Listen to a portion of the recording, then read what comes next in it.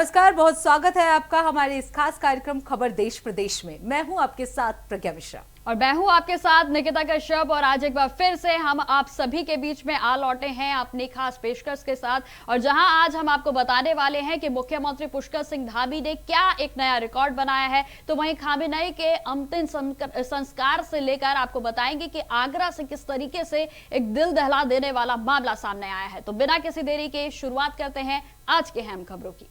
तो सबसे पहले बात कर लेते हैं मुख्यमंत्री पुष्कर सिंह धामी ने पूर्व मुख्यमंत्री नारायण दत्त तिवारी के सबसे लंबे कार्यकाल का रिकॉर्ड तोड़ दिया है। आपको बता दें, इसी के साथ वो राज्य के इतिहास में सबसे लंबे समय तक मुख्यमंत्री रहने वाले नेता बन गए हैं। आंकड़ों के अनुसार एनडी तिवारी का कार्यकाल जो है वो 1831 दिनों का रहा, और जबकि पुष्कर सिंह धामी ने 4 जुलाई 2021 को मुख्यमंत्री पद की शपथ ली थी और आज तक उनका कार्यकाल 5 साल 5 दिन पूरा हो गया है। बिल्कुल प्रज्ञा, जो कि अब तक का सबसे बड़ा रिकॉर्ड उनका माना जा रहा है। और जहां इस उपलब्धि के अवसर पर राज्य सरकार और भारतीय जनता पार्टी के संगठन के द्वारा पूरे प्रदेश भर में सेवा सप्ताह की भी शुरुआत हो गई है। आज से 10 जुलाई तक चलने वाले इस कार्यक्रम में अलग अलग दिनों पर अलग अलग तरह के कार्यक्रमों का आयोजन किया जाएगा, जिसमें रोजगार, नई योजनाएं, इंफ्रास्ट्रक्चर, तो वहीं उद्योग के साथ साथ कृषि, महिला सशक्तिकरण, स्वास्थ्य और शिक्षा जैसे विशेष मुद्दों पर ये कार्यक्रम आयोजित रहेंगे। बिल्कुल निकिता, वहीं इस अवसर पर राज्य सरकार ने इसे सेवा, सुशासन और समर्पण के रूप में मनाने का निर्णय लिया है। ऋषिकेश के IDPL मैदान में इस कार्यक्रम का आयोजन हो रहा है। सरकार इस आयोजन के जरिए अपनी उपलब्धियों और योजनाओं को जनता तक पहुंचाने का प्रयास कर रही है। वहीं देखिए प्रज्ञा, एक और बात मैं आपको अहम बताती चलूं कि राजनीतिक हलकों में इसे आगामी विधानसभा चुनाव से पहले एक बड़े जनसंपर्क अभियान के रूप में भी देखा जा रहा है। जहां उत्तराखंड की सीधी तस्वीर हम आपको दिखा रहे हैं, जहां ऋषिकेश में आज मुख्यमंत्री पुष्कर सिंह धामी के सबसे लंबे कार्यकाल वाले वे मुख्यमंत्री बन गए हैं और एक नया रिकॉर्ड उनके खाते में दर्ज हो गया है। बिल्कुल निकिता, तस्वीरें हम देख सकते हैं किस तरह से लोग उनका भव्य स्वागत कर रहे हैं। फूलों की वर्षा जो है वो करते हुए सभी लोग जो है वो नजर आ रहे हैं। कार्यकर्ताओं में खासा उत्साह जो है वो देखने को मिल रहा है। 7 दिनों तक निकिता अलग अलग कार्यक्रम जो है वो आयोजित होने वाले हैं। 10 जुलाई तक ये पूरा कार्यक्रम आयोजित किया गया, और जैसा कि निकिता आपने बताया कि 2027 के विधानसभा चुनाव को लेकर भी ये पूरी एक्टिविटी जो है वो बहुत मायने रखती है, क्योंकि धामी सरकार जो है वो 5 साल का अपना कार्यकाल पूरा कर लिया है और ये एक रिकॉर्ड जो है वो सीएम धामी के नाम जो है वो जुड़ता हुआ नजर आ रहा है। सबसे लंबे कार्यकाल वाले वो मुख्यमंत्री बन चुके हैं। बिल्कुल प्रज्ञा, देखो आपको याद होगा कि मुख्यमंत्री पुष्कर सिंह धामी जो है वो अपने जो उनके फैसले हैं उसको लेकर खासतौर पर सुर्खियां बटोरते हैं। और ना सिर्फ हमारे देश में बल्कि विदेशों में भी उनके नाम की चर्चा होती है। जैसे कि यूसीसी में आप जानते होंगे कि उनकी ओर से कितना बड़ा फैसला लिया गया और अब मदरसा बोर्ड की ओर पर भी उनकी ओर से एक्शन लिया गया है। तो तमाम ऐसे फैसले जो कि उन्हें बेहद खास बनाते हैं, और जिसके चलते आपको बताते चले कि आज उनके खाते में एक और नया रिकॉर्ड दर्ज हो गया है। बिल्कुल निकिता, क्योंकि 5 साल वो लगातार पहले ऐसे मुख्यमंत्री बने हैं जिन्होंने एनडी तिवारी का रिकॉर्ड जो है निकिता तोड़ दिया है। पूरे प्रदेश में इसको लेकर सेवा सप्ताह की शुरुआत कर दी गई है।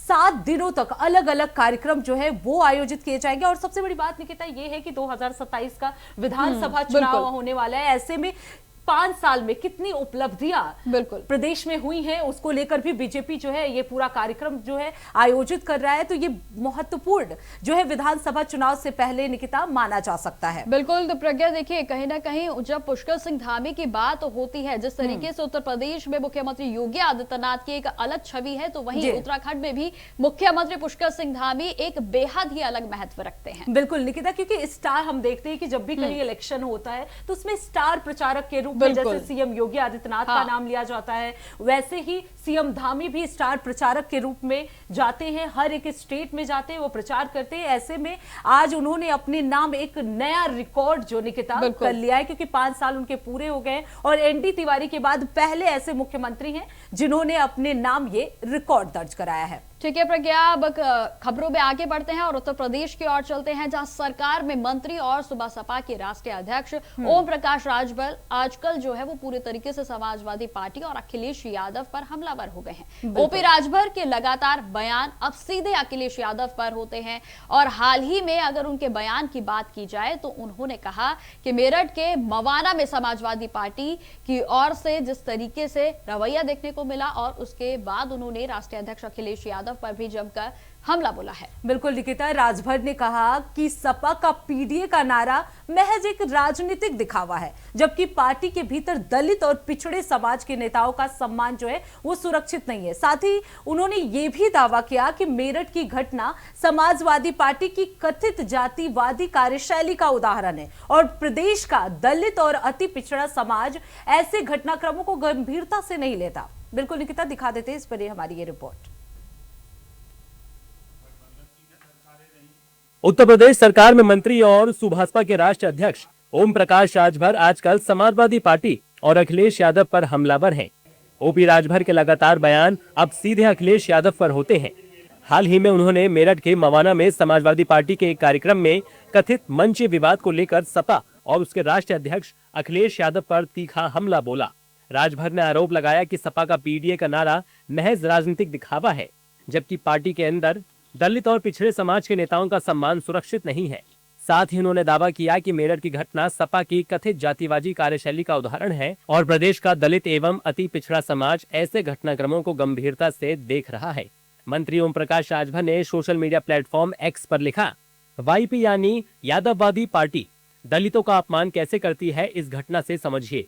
मेरठ के मवाना में राजा बाबू उर्फ अखिलेश यादव की पार्टी के नेताओं और कार्यकर्ताओं ने एक सभा बुलाई। मंच सजा था और माइक भी था, कुछ लोग भी थे।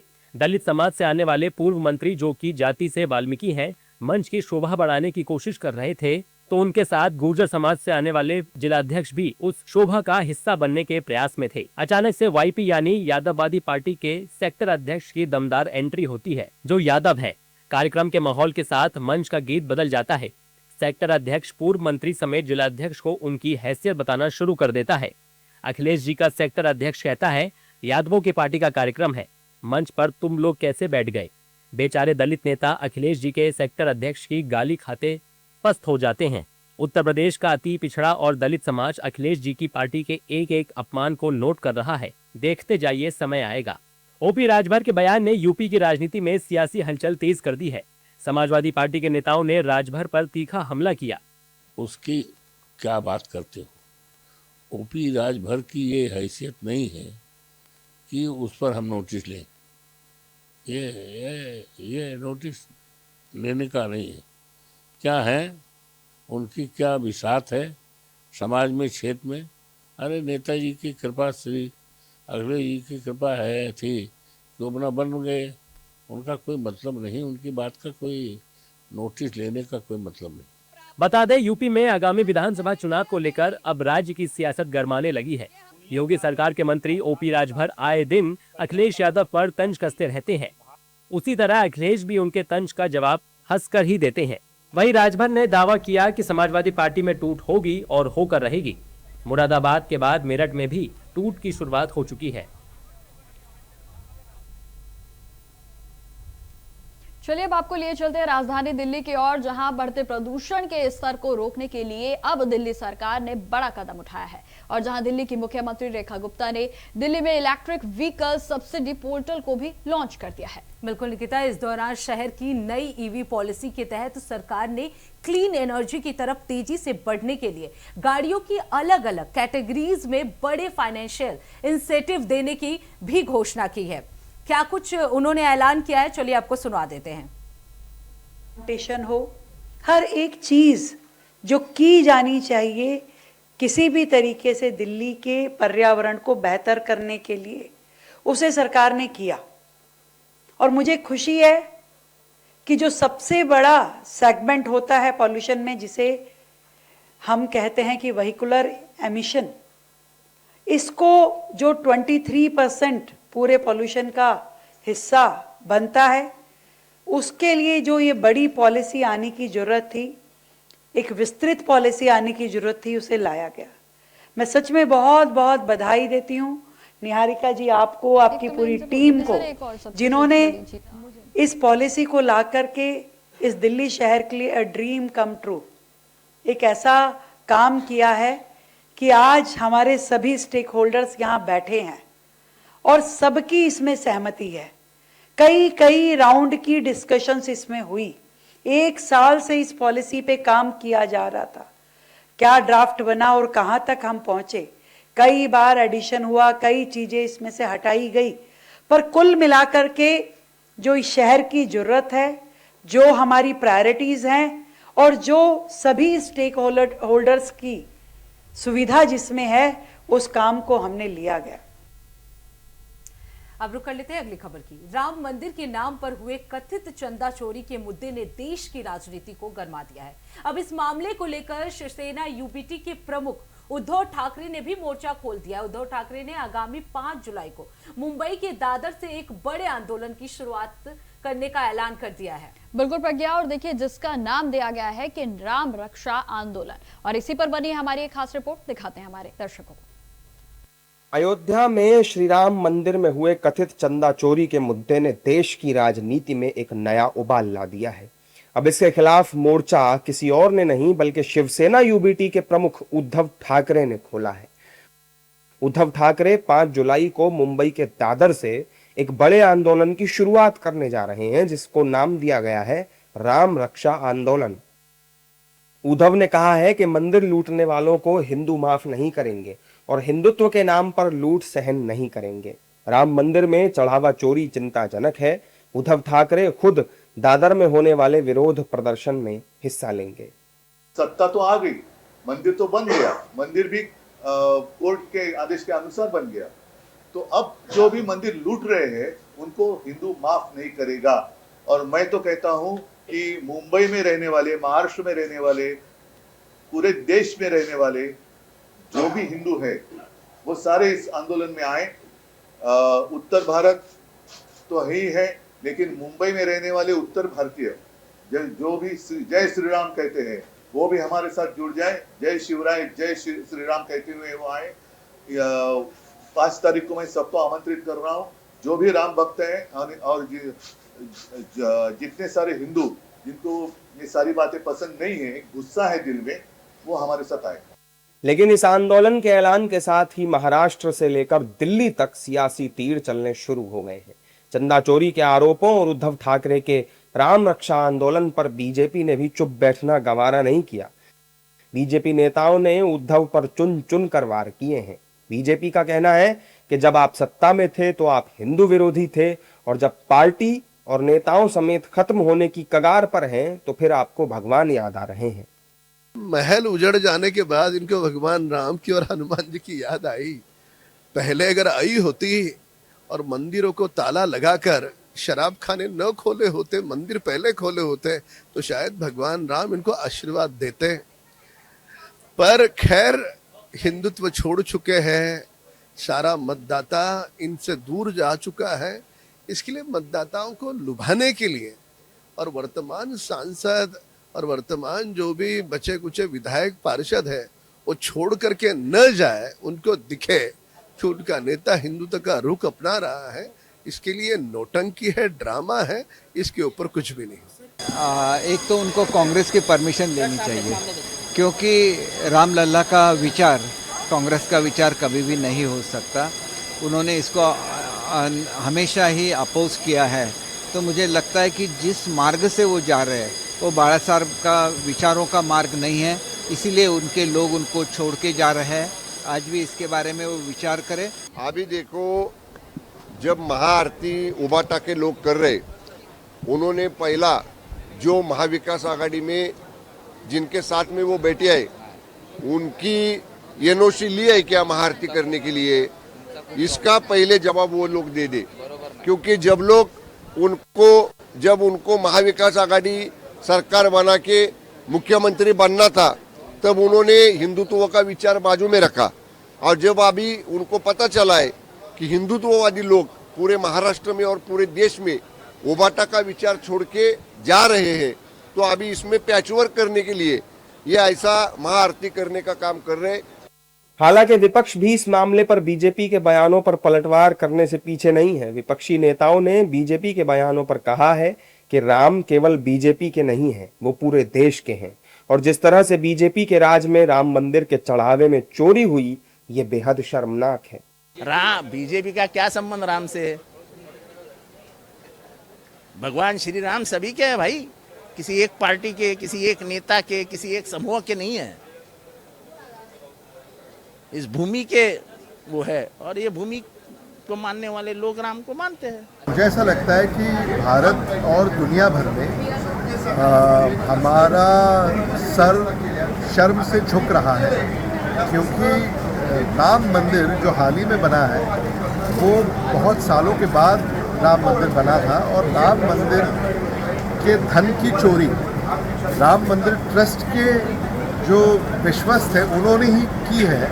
और मुझे ऐसा लगता है कि सरकार ने ये ट्रस्ट गठित किया, सरकार के नुमाइंदे इस ट्रस्ट पर हैं, और सरकार के नुमाइंदे अगर आम आदमी जो अपनी श्रद्धा से राम मंदिर में धन अर्पित करता है, अगर उसकी चोरी ये कर रहे हैं तो इनकी नीयत क्या है, ये इससे साफ होता है। ये तो साफ है कि 5 जुलाई को होने वाला राम रक्षा आंदोलन सिर्फ एक प्रदर्शन नहीं है, बल्कि ये महाराष्ट्र की सियासत में हिंदुत्व के एजेंडे पर कब्जा करने की एक बड़ी लड़ाई है।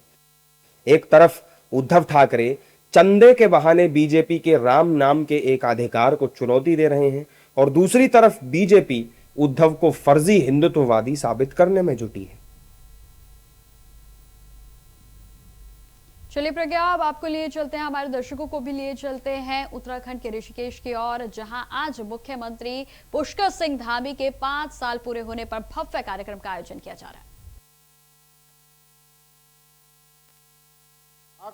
लेफ्टिनेंट जनरल गुरमीत सिंह जी, हमारी पार्टी के अध्यक्ष और राज्यसभा के सांसद जिनका अभी आपने उद्बोधन सुना, आदरणीय महेंद्र भट्ट जी, पूर्व मुख्यमंत्री और भारत सरकार के पूर्व मंत्री जिन्होंने लगातार इस लोकसभा का भी 2 बार नेतृत्व किया, आदरणीय डॉक्टर रमेश पोखरियाल निशंक जी, हमारे केंद्रीय राज्य मंत्री आदरणीय अजय टम्टा जी, भारतीय जनता पार्टी के बहुत वरिष्ठ नेता और राज्यसभा के सांसद और राष्ट्रीय कोषाध्यक्ष आदरणीय नरेश बंसल जी, और मंच पर बैठे हुए मेरे सभी मंत्रिमंडल के सभी सहयोगीगण, हमारे सभी आदरणीय विधायकगण, और सामने बैठे हुए बहुत बड़ी संख्या में हमारे सरकार के विभिन्न बोर्डों निगमों में विभिन्न दायित्वों पर काम करने वाले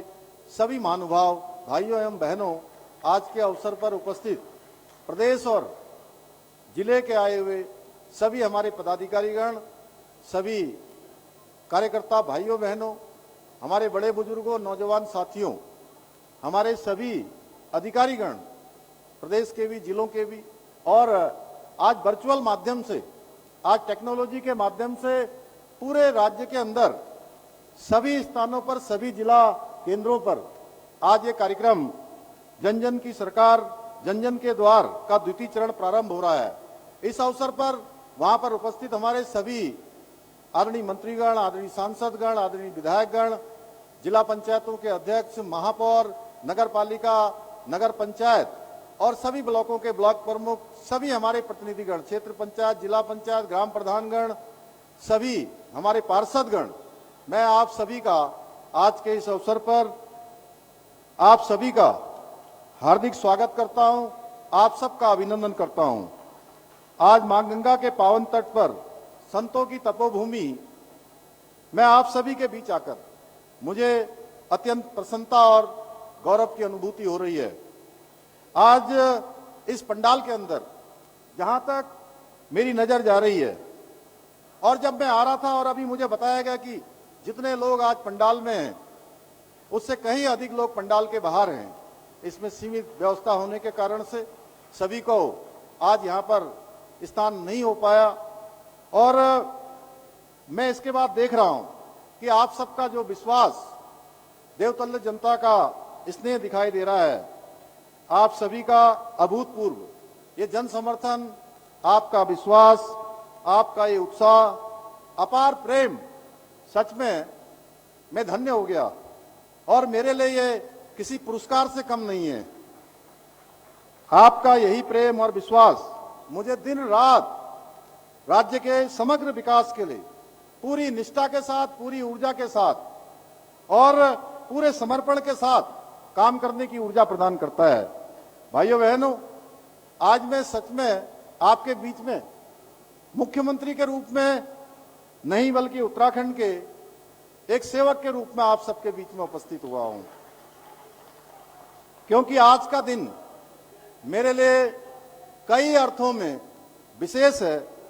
आज से ठीक 5 वर्ष पूर्व मुझे राज्य के मुख्यमंत्री के रूप में देवभूमि उत्तराखंड की सेवा करने का सौभाग्य प्राप्त हुआ था।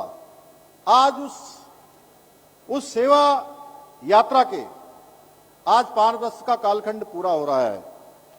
इस अवसर पर मैं आदरणीय प्रधानमंत्री श्री नरेंद्र मोदी जी का हृदय से आभार व्यक्त करता हूं, जिनके मार्गदर्शन में, जिनके स्नेह और विश्वास ने और अनेक सारे संकटों के समय, आपदाओं के समय, अनेक ऐसी स्थितियां जो हमको अव्यवस्थित करती थी, उस समय में उन्होंने हमारा मार्गदर्शन किया, हमारा सहयोग किया और उत्तराखंड की जनता से जो उनका विशेष लगाव है, उसी के कारण से आज बहुत सारी असंभव चीजें संभव हो पाई। साथ ही मैं आज उत्तराखंड की अपनी देवतुल्य जनता को भी सादर नमन करता हूं, जिसने मुझे हर कदम पर अपार स्नेह दिया, अटूट विश्वास दिया, भरपूर आशीर्वाद दिया। आप सभी के इसी विश्वास ने मुझे निरंतर प्रदेश की सेवा करने के लिए नई ऊर्जा और नई प्रेरणा प्रदान की है। आज मुझे इस बात की अत्यंत प्रसन्नता है कि आज के इस ऐतिहासिक अवसर पर देहरादून जनपद की 219 करोड़ रुपए से भी अधिक की 41 महत्वपूर्ण परियोजनाओं का लोकार्पण और शिलान्यास किया गया है। ये सभी परियोजनाएं आने वाले समय में इस पूरे देहरादून जनपद की आधारभूत सुविधाएं सशक्त करने में, यहाँ के विकास को गति प्रदान करेंगी। भाइयों बहनों, समय का चक्र कितनी तेजी से घूम जाता है, इसका एहसास आज मुझे आप सबके समक्ष यहाँ पर खड़े होकर हो रहा है। आज देखते ही देखते इस जिम्मेदारी पर आए हुए हमारी सरकार के 5 वर्ष पूरे हो गए। लोग मुझसे पूछते हैं कि धामी जी, 5 साल पूरा होने पर आपको कैसा लग रहा है, आप कैसा महसूस कर रहे हैं? लेकिन आज मैं इस मंच से मां गंगा को साक्षी मान के, महादेव को साक्षी मानकर एक बात कहना चाहता हूं कि मैंने इन 5 वर्षों में कभी कोई दिन गिना नहीं, कभी कोई महीना नहीं गिना, कभी वर्षों की भी गिनती करने की कोशिश नहीं की। और सच बताऊं तो ये अधिकारी लोग यहाँ काफी सारे आए भी हैं, कुछ लोग जिलों में भी होंगे। मैं बहुत सारे लोगों को मैं जब फोन करता था, प्रातःकाल फोन करता था 10-11 बजे, तो मैं उनसे पूछता था कि अच्छा आप दफ्तर में हैं क्या? तो जब मैं ऐसी बात उनसे पूछता था तो वहां से आवाज नहीं आती थी, थोड़ी देर मौन हो जाता था। तब मैं सोचता था कि मैंने ऐसा क्या पूछ लिया कि ये मुझे जवाब नहीं दे रहे हैं। तब मैं ध्यान करता था तो मुझे लगता था कि आज तो दफ्तर ही बंद होगा क्योंकि आज रविवार है। कई बार ये भी हम भूल जाते थे, क्योंकि जब मुझे प्रदेश के मुख्य सेवक के रूप में जिम्मेदारी मिली तब मेरे मन में एक ही संकल्प था कि भगवान बद्री विशाल, बाबा केदार, देवभूमि उत्तराखंड की देवतुल्य जनता और आदरणीय प्रधानमंत्री जी और मेरे नेतृत्व ने जो मुझ पर विश्वास करते हुए ये जिम्मेदारी मुझे सौंपी है, उसका निर्वहन मुझे बिना रुके, बिना थके, पूरी निष्ठा के साथ निरंतर कार्य करना है। मैंने समय नहीं गिना, मैंने सिर्फ आपका विश्वास और आपका आशीर्वाद जो कठिन से कठिन समय पर मुझे मिलता रहा, मैं उसका जरूर आकलन करता रहा। वो मुझे हमेशा उत्साह देता रहा। भाइयों बहनों, ये पद मेरे लिए सत्ता का नहीं बल्कि जनसेवा का माध्यम है। सेवा का ये यज्ञ पिछले 5 वर्ष से अनवरत रूप से चल रहा है, वो आगे भी इसी निरंतरता के साथ चलता रहेगा, क्योंकि हमारी सरकार सेवा, सुशासन और समर्पण की सरकार है। ये किसी वर्ग की सरकार नहीं है, किसी एक क्षेत्र की सरकार नहीं है, ये समग्र राज्य की सरकार है जो समेकित रूप से विकास कर रही है। चाहे वो नीति हो, माड़ा हो या चाहे आराकोट से अस्कोट का क्षेत्र हो। भाइयों बहनों, ये जनगण मन की सरकार है। हमारे लिए पड़ाव ये उत्सव मनाने का नहीं, बल्कि उत्तराखंड को श्रेष्ठ राज्य बनाने का जो विकल्प रही संकल्प है, उसको और अधिक मजबूती प्रदान करने का अवसर मात्र है। भाइयों बहनों, हमारा लक्ष्य सिर्फ कार्यकाल पूरा करना नहीं है, बल्कि हमारा लक्ष्य एक समृद्ध और आत्मनिर्भर उत्तराखंड का निर्माण करना है। वर्ष 2035 तक देवभूमि उत्तराखंड को पूर्ण रूप से विकसित राज्य बनाने के लक्ष्य को लेकर हम काम कर रहे हैं। इसके लिए आदरणीय प्रधानमंत्री श्री नरेंद्र मोदी जी के मार्गदर्शन में निरंतर कार्य हो रहे हैं। आज शहर हो चाहे सीमावर्ती क्षेत्र हो, सभी क्षेत्रों में सड़क, शिक्षा, स्वास्थ्य, पेयजल जैसी मूलभूत सुविधाओं का विस्तार किया जा रहा है। साथ ही हमारे अन्नदाताओं को आर्थिक रूप से मजबूत करने के लिए भी दिन रात हम कार्य कर रहे हैं। इसके लिए हम पारंपरिक खेती के साथ दुग्ध, मधु उत्पादन, आधुनिक बागवानी, सुगंधित पौधों और फूलों की खेती को विशेष रूप से प्रोत्साहित किया जा रहा है।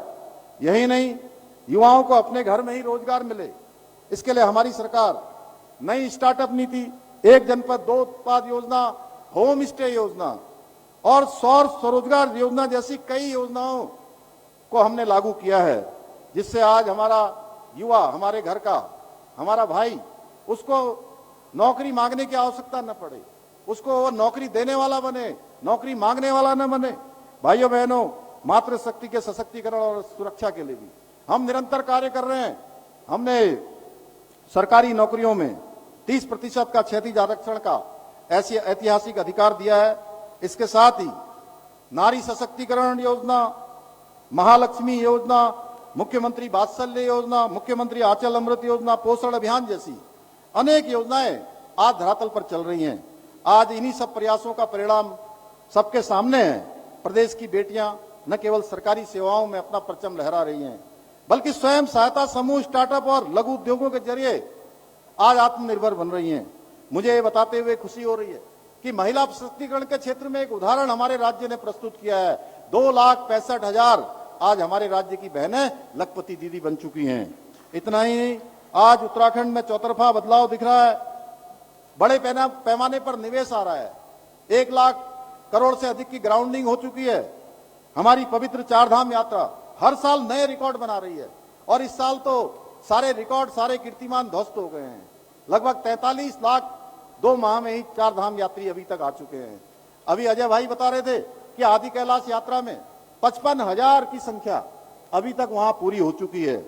कल तक जिन्हें अंतिम गांव कहा जाता था, आदरणीय प्रधानमंत्री जी के विजन से तो 5 साल की कार्यकाल पूरा होने पर ऋषिकेश से आप सीएम धामी को आप सुन रहे थे। तो फिलहाल रुकते एक छोटे से ब्रेक के लिए, ब्रेक के बाद जल्द लौटेंगे। देखते रहिए इंडिया वॉइस।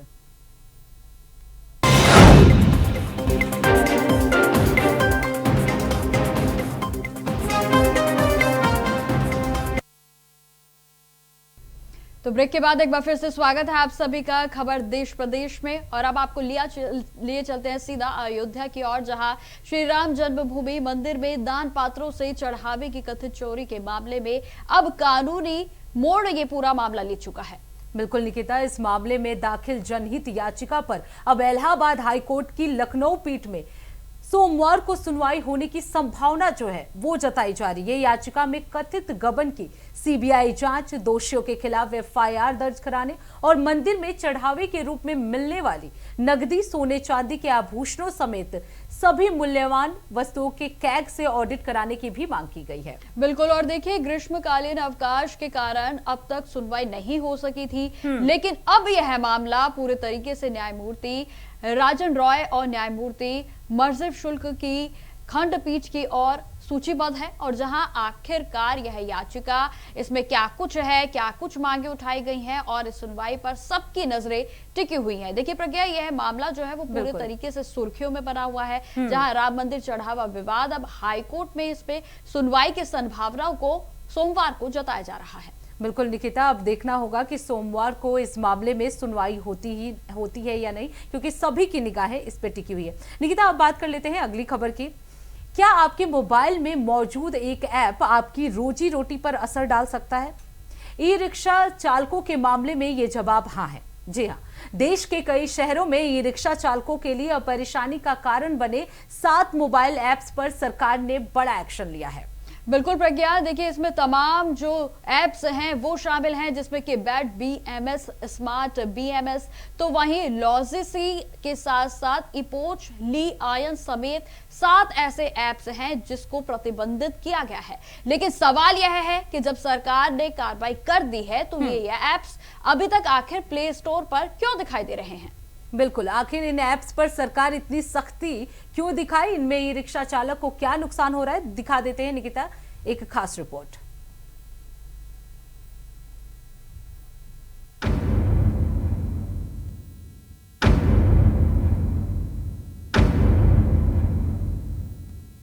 केंद्र सरकार के बड़े फैसले से देश भर के ई रिक्शा चालकों को बड़ी राहत मिली है। दिल्ली से लेकर हरियाणा तक कई शहरों में ई रिक्शा चालकों के लिए परेशानी बने चाइनीज ऐप को सरकार ने ऐप स्टोर से हटाने के आदेश दिए हैं। इसमें BAT BMS, स्मार्ट BMS, लॉसिटी और इपोच ली आयन शामिल है। दरअसल हाल ही में शिकायतें मिली थी कि कुछ लोग इन ऐप से ब्लूटूथ के जरिए ई रिक्शा की बैटरी को बंद कर चलते ई रिक्शा को रोक देते हैं। इससे चालकों को काफी परेशानी हो रही थी। हरियाणा के हांसी में ऐसे शरारती गैंग के लोग ई रिक्शा चालकों को परेशान कर रहे थे। हांसी में करीब 30 ई रिक्शा लॉक किए जाने की बात भी सामने आई है। रिक्शा मुझे गेला से ही पता नहीं है कि कंपनी वाले बंद करा है कि या बैटरी वाले बंद करा है, गाड़ी वाले करा है, कौन करा है। जो परसों भी बहुत परेशान हुए आदमी, बहुत गाड़ी वाले किराया पे ले रहे 100-300 रुपये, वो ले 100 रुपये खुलवाएगी, ले 400 रुपये हम बड़े घर तक देने पड़े। परसों कुछ काम नहीं दिख रहा है, काफी दिक्कत हो रही है। हाँ, काफी दिक्कत हुई थी। तो फिर वो मिस्त्री जाके उसको ठीक करता है। हाँ, मिस्त्री फोन में करके फिर ठीक करता है। किस तरह कट है वो फोन में था, बैटरी किस तरह बंद हो रही है, फिर चालू करा वो। ये जो बैटरियों में दिक्कत आ रही है, इनके BMS लगा होता है बैटरियों में, इसकी वजह से दिक्कत हो रही है। फोन से ही बंद हो रही है बैटरियाँ। ये लोग कर रहे हैं आपस में मजाक करने के चक्कर में बंद कर रहे हैं, गरीब की दुर्गति कर रहे हैं। तो आप आगे सोल्यूशन कर रहे हो? हाँ, हम तो कर रहे हैं, 20 रिक्शा की कर चुके हैं बल्कि। ऐसे में सबसे पहले आपको ग्राफिक्स के जरिए बताते हैं कि BAT BMS ऐप आखिर है क्या। तो BAT BMS real time battery management tool है। इसे चीनी कंपनी शेंजन ग्रेनर्जी टेक्नोलॉजी ने डेवलप किया है। इसका काम ब्लूटूथ इनेबल्ड लिथियम बैटरी की निगरानी करना है। ये ऐप बैटरी की ओवरऑल जानकारियां डिस्प्ले करता है। चाइनीज ऐप के जरिए कुछ शरारती लोग गरीब ई रिक्शा चालकों को परेशान कर रहे थे, लेकिन अब सरकार ने चलते ई रिक्शा को बंद करने वाले चाइनीज ऐप को बैन कर दिया है। अब आपको ग्राफिक्स के जरिए दिखाते हैं कि आखिर शरारती लोग ऐसे ऐप के जरिए ई रिक्शा रोक कैसे पा रहे थे। दरअसल ई रिक्शा में ब्लूटूथ वाला बैटरी मैनेजमेंट सिस्टम लगाया जाता है। ड्राइवर या मैकेनिक BAT BMS ऐप के जरिए सिस्टम से कनेक्ट हो जाते हैं।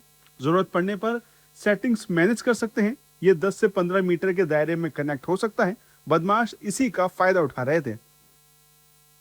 वहीं इसके बाद अब आपको ग्राफिक्स के जरिए ये भी बताते हैं कि कौन से ई रिक्शा इस ऐप के प्रभाव से पूरी तरह सुरक्षित हैं, जिनमें ब्लूटूथ या डिजिटल मैनेजमेंट सिस्टम नहीं होता। कुल मिलाकर कहें तो ई रिक्शा चालकों के लिए सिरदर्द बन चुके चाइनीज ऐप पर सरकार का हंटर चल चुका है। इससे ई रिक्शा चालकों ने राहत की सांस ली है। प्रज्ञा, अब लिए चलते हैं आगरा की ओर, जहां से एक सनसनीखेज वारदात सामने आई है। एक महिला पर अपने ही पति की हत्या कर शव को घर के बाथरूम में दफनाने के आरोप लगे हैं और करीब 1.5 साल तक यह तमाशा चलता, माफ कीजिए 1.5 महीने तक ये तमाशा चलता रहा, जहां 45 दिनों तक महिला ने उसी बाथरूम का इस्तेमाल किया गया और जिसमें कि उसने अपने पति को ही दफन किया था। बिल्कुल निकिता, मृतक सुरेंद्र कुमार शर्मा की गुमशुदगी की रिपोर्ट 6 मई को दर्ज कराई गई थी। परिजनों के अनुसार पत्नी रूबी ने बताया सुरेंद्र कहीं चले गए थे और लौट कर नहीं आए।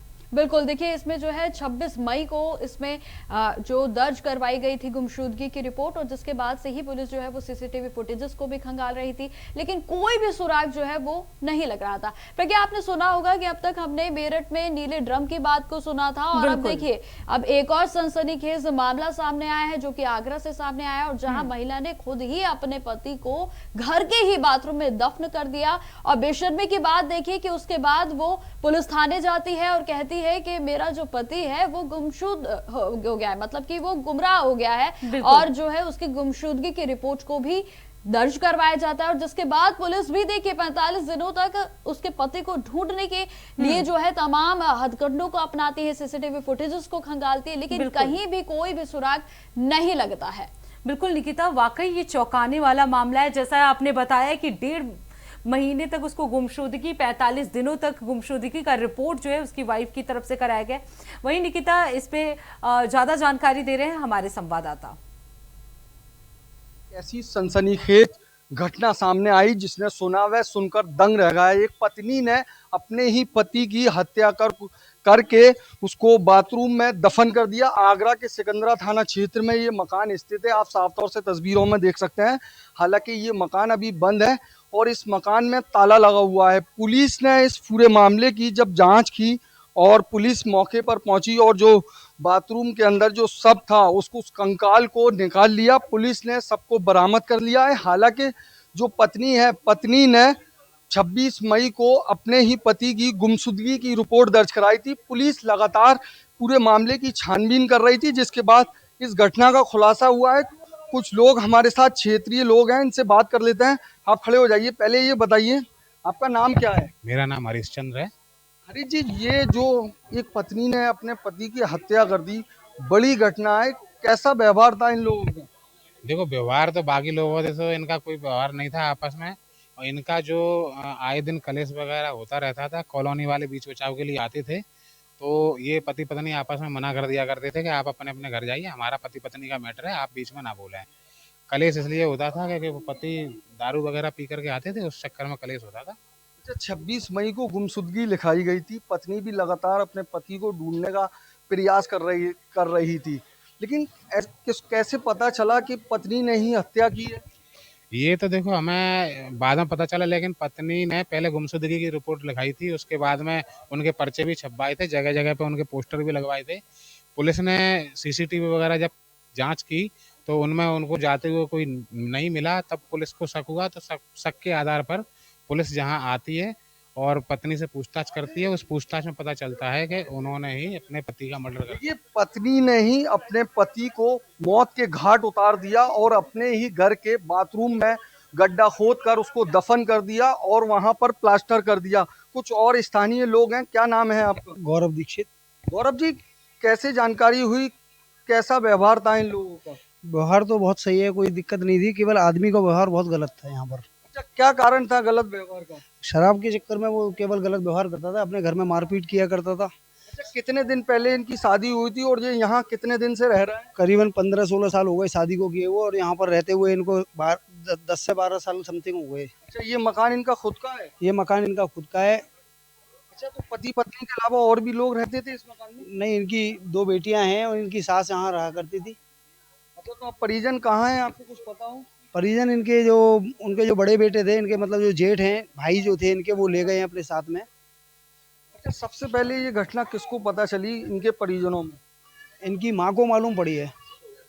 माँ ने क्या पुलिस से शिकायत की? माँ ने पुलिस से शिकायत नहीं करी। हमें जैसा मालूम पड़ा है कि माँ ने फ़ोन किया था अपने बड़े बेटे के पास में कि ऐसी ऐसी घटना घटित हुई है, और रूबी जो नाम है उनकी पत्नी का, जिन्होंने ये मतलब जो वाक़या जो हुआ था वो अपने मुंह से बयां किया है कि मैंने ही अपने आदमी को मार दिया है। देखिए, यहाँ स्थानीय लोगों से भी हमने बात की। यहाँ स्थानीय लोगों का साफ तौर से कहना है जो पति पत्नी थे इनमें आपस में विवाद होते रहते थे। हालांकि एक बार फिर हम वो मकान दिखा देते हैं जिस मकान में पत्नी ने अपने ही पति की हत्या करके उसको बाथरूम में दफन कर दिया। लगभग 1.5 महीने बाद जब ये मामला खुला, पुलिस मौके पर पहुंची और पुलिस ने उस बाथरूम की खुदाई की तो उसमें से कंकाल निकला। हालांकि पुलिस ने उस कंकाल को अपने कब्जे में ले लिया है और पूरे मामले की जांच की जा रही है। अपने सहयोगी दिनांक 26/5/2026 को थाना सिकंदरा पे एक सुरेंद्र शर्मा नामक व्यक्ति की गुमशुदगी दर्ज की गई। इस गुमशुदगी के क्रम में पुलिस द्वारा जांच की गई तो यह पाया गया कि मृतक की पत्नी द्वारा ही मृतक को मार के अपने बाथरूम में गाड़ दिया गया है एवं फर्श बनवा दी गई है। पुलिस द्वारा विधिक कार्रवाई करते हुए बाथरूम की फर्श तोड़ी गई एवं शव को बरामद किया गया। शव को पंचायतनामा करके पोस्टमार्टम हेतु मॉर्चरी भेज दिया गया है और अभियुक्ता को, जो कि मृतक की पत्नी है, उनको हिरासत में लेकर पूछताछ की जा रही है। अन्य विधिक कार्रवाई अमल में लाई जाएगी। जनपद आगरा से एक ऐसी सनसनीखेज घटना सामने आई जिसने सुना व सुनकर दंग रह गया। एक पत्नी ने अपने ही पति की हत्या करके उसको बाथरूम में दफन कर दिया। आगरा के सिकंदरा थाना क्षेत्र में ये मकान स्थित है। आप साफ तौर से तस्वीरों में देख सकते हैं। हालांकि ये मकान अभी बंद। निकिता, तो अब बात कर लेते हैं अगली खबर की। कुशीनगर में सिंचाई और जल संसाधन विभाग के बाढ़ खंड के कार्यों पर गंभीर सवाल खड़े हो रहे हैं। वहीं इस खबर पर ज्यादा जानकारी दे रहे हैं हमारे संवाददाता। तो लगातार छितौनी तटबंध पर चल रहे कामकाज को लेकर के हम सवाल उठा रहे हैं। सिंचाई एवं जल संसाधन विभाग यानी कि बाढ़खंड कुशीनगर के द्वारा जो कामकाज है वो कराया जा रहा है। सवाल हम लगातार कुशीनगर के अधिशासी अभियंता एमके सिंह यानी कि महेश कुमार सिंह पर भी उठा रहे हैं। 2023 के एक पत्र में जो है गोमती रिवर फ्रंट घोटाले से इनका नाम जुड़ता है।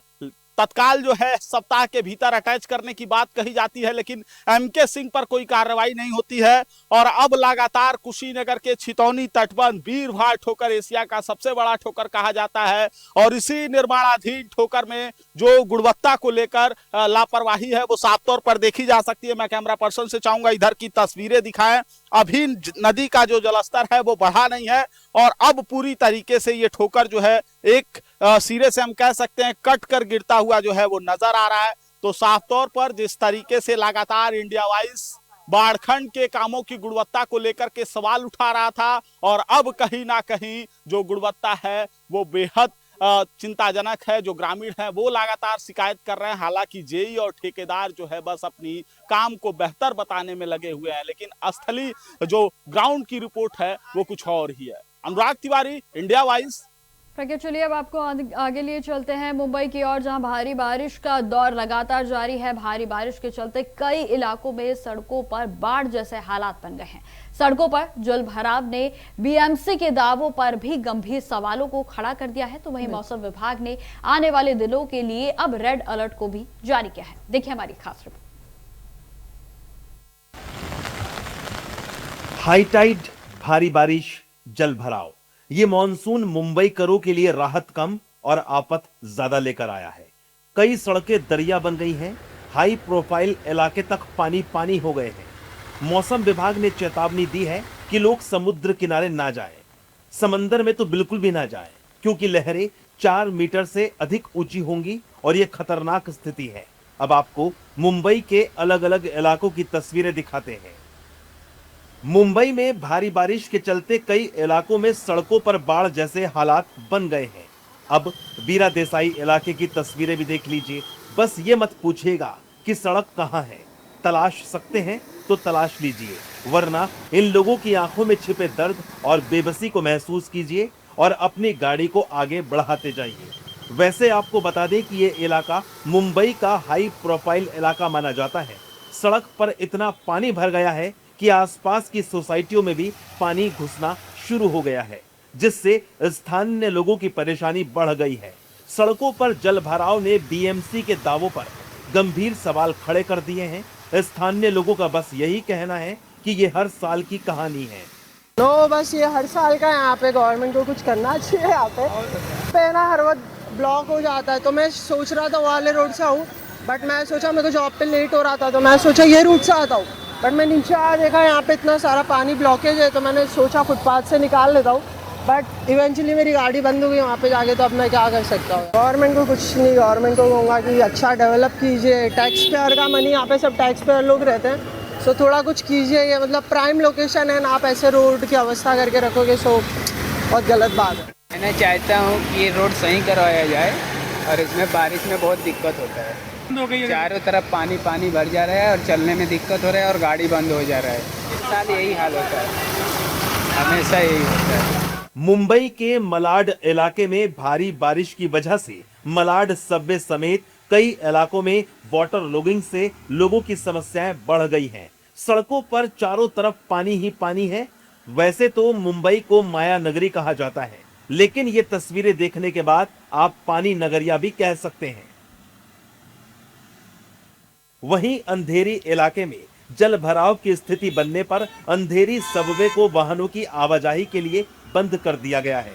लोगों का कहना है कि बारिश ने कम और बीएमसी की लापरवाही ने ज्यादा टेंशन बढ़ा रही है। वहीं मौसम विभाग ने रेड अलर्ट जारी करके लोगों को सतर्क रहने की नसीहत दी है। तो मुंबई के लिए कल और परसों के लिए हमने रेड अलर्ट रखा है। इसके साथ साथ आप देखेंगे जो उसके साथ लगे डिस्ट्रिक्ट जैसे रायगढ़ डिस्ट्रिक्ट है या नॉर्थ में पालघर है, तो उनको भी रखा गया है। नासिक डिस्ट्रिक्ट को भी रखा गया है। इसी तरह पुणे के जो घाट रीजन है उनको भी रखा गया है। तो आप देखेंगे अभी अगले 3 दिन जो है 4, 5, 6 को अगर देखेंगे तो ये डिस्ट्रिक्ट्स में करीब करीब हैवी से वेरी हैवी रेंस और एक्सट्रीमली हैवी रेंस भी जो है वो कुछ जगहों में देखने को मिलेंगी।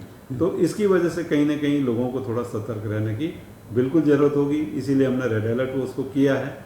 मुंबई में भारी बारिश से जनजीवन बेपटरी हो गया है। अगर ऐसे ही भारी बारिश का दौर जारी रहता है तो आने वाले दिनों में मुंबई वासियों के लिए और ज्यादा मुसीबत खड़ी हो सकती है। सवाल यही है कि लोगों को ये क्यों कहना पड़ रहा है कि बारिश में मुंबई का डूबना हर साल की कहानी है। आखिर हर साल मानसून में मुंबई क्यों डूबती है? क्यों मुंबईकर लाचार और बेबस नजर आते हैं? आखिर वक्त रहते बीएमसी की आंखें क्यों नहीं खुलती? निकिता, तो अब बात कर लेते हैं स्पोर्ट्स की खबरों की। फीफा वर्ल्ड कप 2026 में स्विट्जरलैंड ने इतिहास रच दिया है। राउंड ऑफ 32 के मुकाबले में अल्जीरिया को 2.0 से हराकर स्विट्जरलैंड ने न सिर्फ अंतिम 16 में जगह बनाई है बल्कि 88 साल का इंतजार भी खत्म कर दिया। देखिए इस पर हमारी ये खास रिपोर्ट।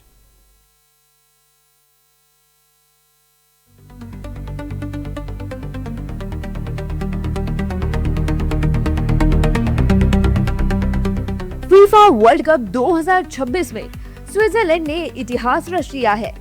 राउंड ऑफ 32 के मुकाबले में अल्जीरिया को 2-0 से हराकर स्विस टीम ने न सिर्फ अंतिम 16 में जगह बनाई बल्कि 88 साल का इंतजार भी खत्म कर दिया। 1938 के बाद ये पहली बार है जब स्विट्जरलैंड ने वर्ल्ड कप के नॉकआउट मुकाबले में जीत दर्ज की है। वैंकूवर में खेले गए इस मुकाबले में शुरुआत से ही स्विट्जरलैंड ने आक्रामक अंदाज अपनाया। मैच के शुरुआती मिनटों में ही टीम ने अल्जीरिया पर दबाव बनाना शुरू कर दिया और इसका फायदा भी जल्द मिल गया। मैच के 10वें मिनट में स्विट्जरलैंड को पहली सफलता मिली।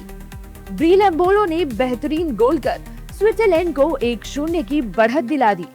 गोल खाने के बाद अल्जीरिया ने वापसी की कोशिश की लेकिन स्विट्जरलैंड के डिफेंस ने उन्हें कोई मौका नहीं दिया। दूसरे हाफ की शुरुआत में ही स्विट्जरलैंड ने एक और गोल दागा। मैच के 46वें मिनट में ही डैन एंडोए ने गोल कर स्विट्जरलैंड की बढ़त को 2-0 कर दिया। इस जीत के साथ स्विट्जरलैंड ने कई रिकॉर्ड अपने नाम कर लिए। ये लगातार तीसरा मैच है जिसमें स्विस टीम ने जीत दर्ज की है। इतना ही नहीं, पहली बार स्विट्जरलैंड ने लगातार 6 वर्ल्ड कप मुकाबलों में गोल करने का रिकॉर्ड भी बनाया। इस जीत के साथ ही स्विट्जरलैंड का 88 सालों का इंतजार भी खत्म हो गया है। 88 सालों बाद स्विट्जरलैंड ने विश्व कप के नॉकआउट मुकाबले में जीत हासिल की है।